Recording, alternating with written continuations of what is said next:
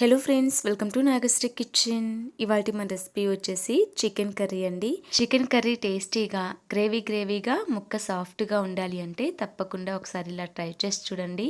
Chicken curry ఇలా చేస్తే rice, రోటీ, చపాతీ, బిర్యానీ, పుల్కా దేనిలోకైనా చాలా బాగుంటుంది. సో మరి ఇంకా లేట్ చేయకుండా చికెన్ కర్రీని గ్రేవీగా అద్దరిపోయే టేస్ట్తో ఎలా ప్రిపేర్ చేసుకోవాలో చూసేద్దాం. ముందుగా ఇక్కడ నేను ఒక హాఫ్ కేజీ దాకా చికెన్ తీసుకొని శుభ్రంగా 2-3 టైమ్స్ బాగా కడిగేసుకోవాలి.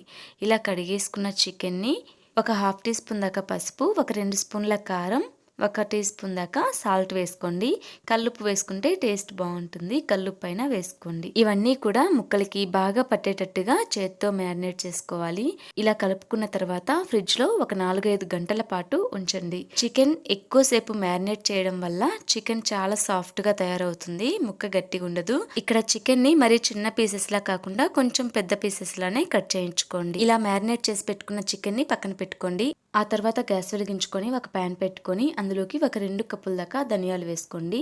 ఒక 3 స్పూన్ల జీలకర్ర వేసుకోండి.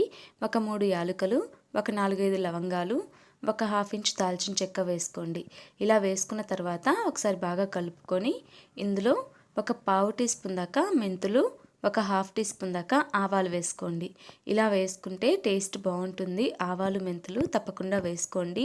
ఇలా వేసుకున్న తర్వాత ఇవి మొత్తం కూడా బాగా వేయించుకోవాలి. ఇలా వేగిపోయిన తర్వాత ఇవి బాగా చల్లారిపోయేంత వరకు పక్కన పెట్టుకోండి. ఆ తర్వాత గ్యాస్ వెలిగించుకొని వెడల్పుగా ఉండే ఒక ప్యాన్ పెట్టుకోండి.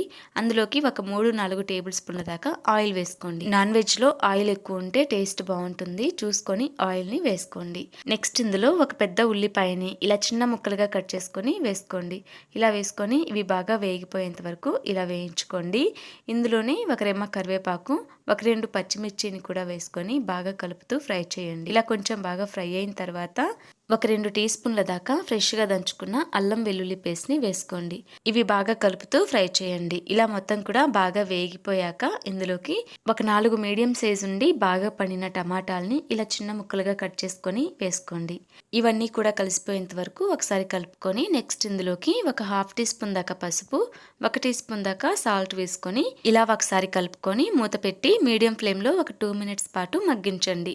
ఇలా 2 మినిట్స్ తర్వాత మళ్ళీ ఒకసారి మూత తీసి చూడండి. టమాటా బాగా మగ్గిపోయింది. ఇప్పుడు ఇందులోకి రుచికి సరిపడినంత కారం వేసుకోండి. కారం స్పైసీగా తినే వాళ్ళుంటే కొంచెం ఎక్కువగానే వేసుకోండి. నాన్ వెజ్ ఐటమ్ కదా, కొంచెం స్పైసీగా ఉంటేనే టేస్ట్ బాగుంటుంది.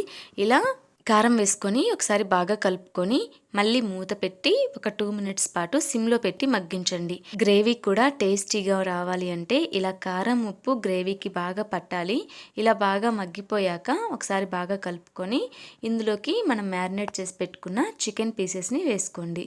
ఇలా చికెన్ వేసుకున్న తర్వాత మొత్తం కూడా కలిసేంత వరకు బాగా కలుపుకోండి. ఇలా కలుపుకున్న తర్వాత ఒక 5 మినిట్స్ పాటు మూత పెట్టి మీడియం ఫ్లేమ్లో బాగా మగ్గించండి. ఇక్కడ చికెన్ మగ్గేలోపు మసాలా ప్రిపేర్ చేసుకుందామండి. ముందుగా మనం ధనియాలు, జీలకర్ర అవి వేయించుకున్నాం కదా, అవి మిక్సీలో వేసి మసాలా ప్రిపేర్ చేసుకోండి.